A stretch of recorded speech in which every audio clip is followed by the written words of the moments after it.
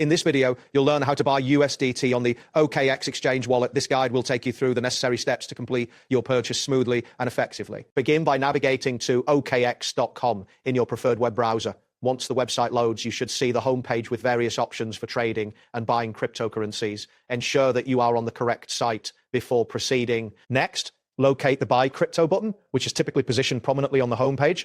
Clicking on this option will direct you to a new page where you can choose different methods for purchasing cryptocurrency. After that, click on P2P trading, which is usually listed among the various buying options.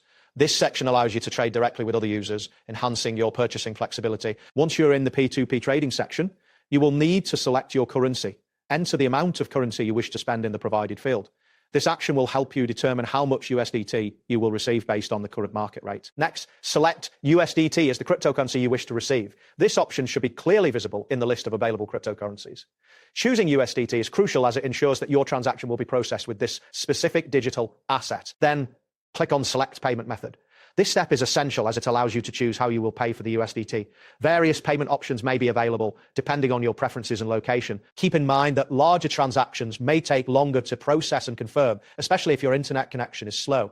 Additionally, it is advisable to check your available storage in your OKX wallet before making a purchase to ensure you can receive the USDT without issues. After completing these steps, review all the information to confirm its accuracy before finalizing your transaction. Look for any prompts or confirmations that may appear to ensure that your purchase has been successfully initiated. That wraps up today's guide. Thanks for watching, and catch you in the next tutorial.